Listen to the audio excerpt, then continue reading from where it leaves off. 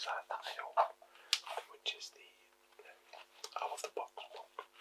Out of the Box, The Rise of Sneaker Culture. Okay.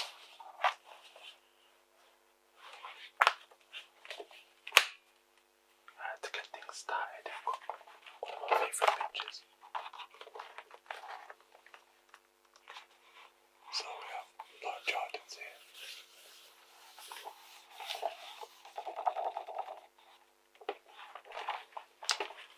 Let's find some fun facts about some fun shoes. Okay.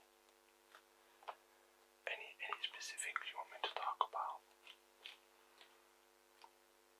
No? Okay, well, let's find something real quick.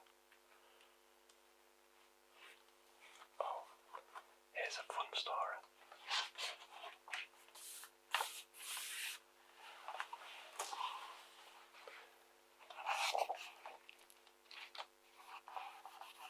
The Staple Pigeon Dunk by Jeff Staple.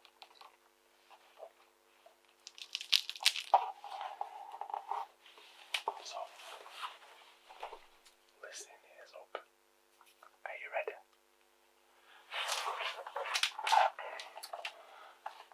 The project began with Nike approaching me to create a shoe that represented New York City.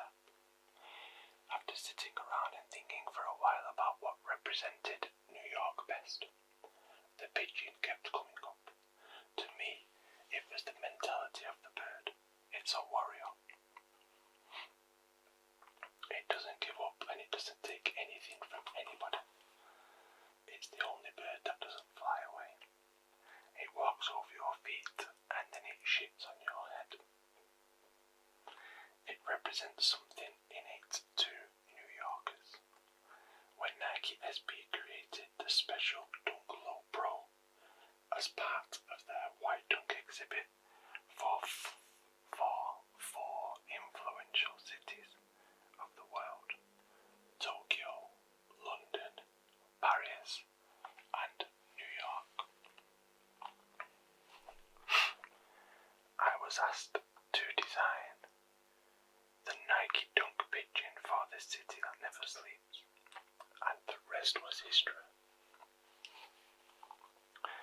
The Nike Dunk Pigeon was released on February 22nd, 2005. So, February 22nd, 2005. There were 150 made for the world, 30 pieces for 5 shops: Rival, Supreme, Reckon, KCDC, and Reed Space. The 34 Reed Space had engraved Staple Pigeon logos, and each was individually numbered. It was also really important to expose our brand to a lot of different people, and I was able to do that with this collaboration. The dunk represents our hometown New York in one project, and it was a dream come true to design. There was much time before the pigeon and after the pigeon, much like BC and AD, and for better or worse, there are positives and negatives that came after the Nike Dunk Pigeon. There was a sneaker culture before the pigeon, and I was part of that culture. People would determine their outfits based around the kicks they wanted to wear for the day, but not too many people were out there camping for shoes, trading or reselling. Afterward, sneaker culture became a huge thing, a culture unto itself. Some people love that and others hate it.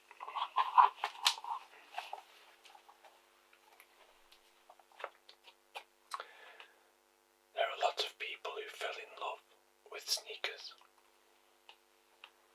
after this collaboration. It built so many different businesses, magazines, blogs, etc. It spawned worldwide attention. It elevated the appreciation for shoes and in return elevated the designs. Before, sneakerheads would look at a collection from a brand and pick out key pieces, or certain pieces would stand out on their own. They would be associated with an athlete or some development that was happening within the company. Now many companies are making collections just for sneakerheads. That's not what sneakerheads want deep down. That's not, pretty bad.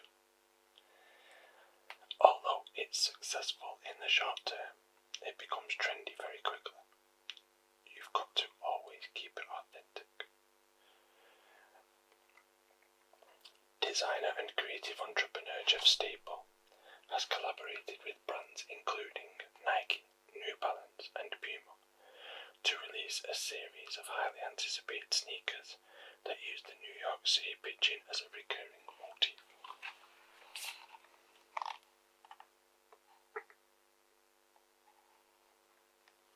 Very similar to Trafalgar Square in London, they could have done the same thing. So, that's a little story about Jeff Staple, who is one of the pioneers of sneaker culture, I guess. What else have we got? Let's find another story.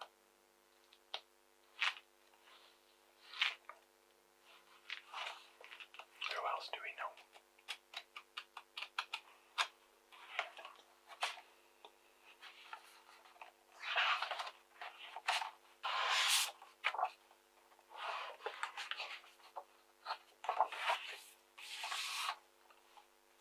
Here's an interesting one. Who remembers these?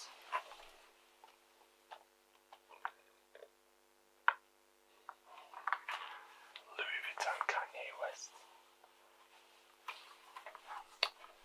Let's have a look at a little story time about these. Sneaker magazines and sneaker websites devoted to all things sneaker proliferated, and sneaker release parties were thronged with attendees. To capitalise on the fever-pitch desire for rare and vintage, companies increasingly released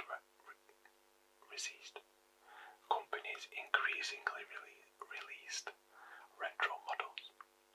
Nike had begun releasing Air Jordan, starting with the Jordan 1 in 1994. This success was followed by many other retros, as re-releases were known, and soon other companies were reissuing their signature models as well. Large brands redesigned their stores to give customers unparalleled retail experiences, and these in turn became destination spots in their own right, while more intimate sneaker boutiques, from Kith in New York to Colette in Paris, disseminated the most exclusive sneakers with price points to match. Soon those who wanted unique footwear sought out customization. Nike debuted Nike ID in 1999, which allowed purchasers to individualize their sneakers. But for the truly exclusive, people turned to artists such as Eric Hayes, Methamphibian, Secure D, or Mosh, who transformed sneakers into works that rivaled high art and garnered them international reputations and celebrity client lists. Celebrities themselves also collaborated. Kanye West's collaboration with Nike resulted in the Yeezy 1 in 2009 and the Yeezy 2 in 2012. The Red October version was dropped in 2014, shortly after Kanye announced that he was moving over to Adidas, although they had a recommended price point of just over $200.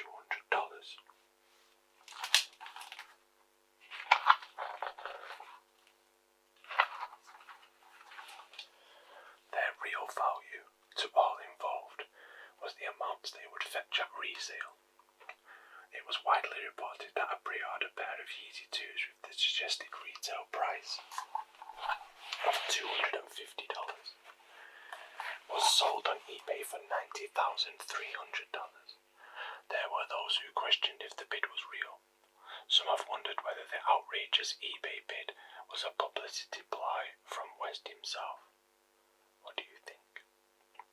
One Yahoo further speculated that the rapper intentionally bid up the price under a pseudonym in order to hype the shoes. If he did, it's definitely working. The Air Yeezy 2's debut has been called the most anticipated shoe release in history. Whether or not it was true, the story made the news and heightened awareness of both Nike and Kanye West, underlining the desirability of both brands. Like Michael Jordan's fines for wearing the Air Jordan 1, better publicity couldn't be purchased. Kanye also did a collaboration with Louis Vuitton in 2009 that similarly created a great deal of hype. Jay-Z created the short-lived Sean Carter line with Reebok in 2003, but more important, Jay-Z wore sneakers in combination with high fashion. In their haute couture suits and high-end sneakers, men such as Jay-Z and Kanye West legitimized to a popular audience the connection between high fashion and street style, between traditional signifiers and new models of masculine success.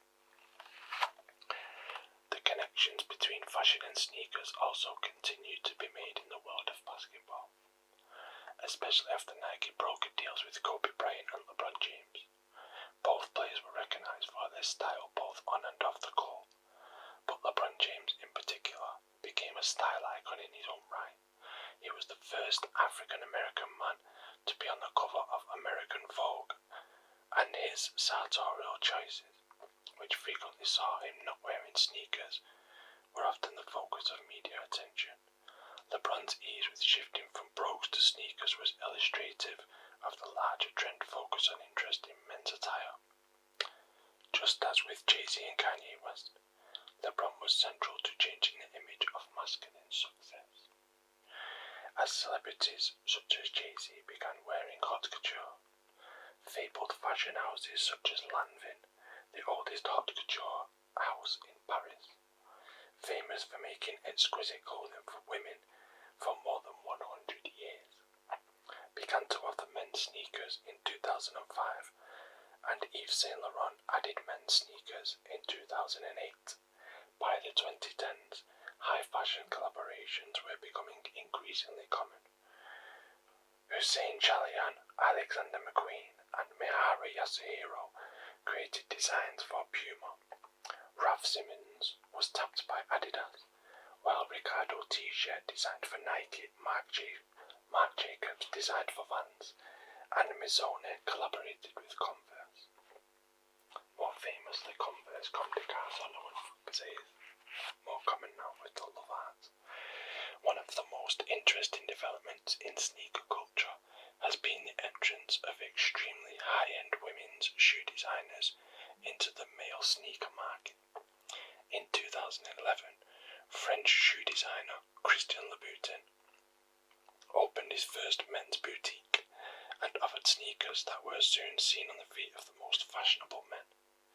The UK-based brand Jimmy Choo also began to make men's. Just real quick, there's the Louboutin, however you want to pronounce it, Louboutins.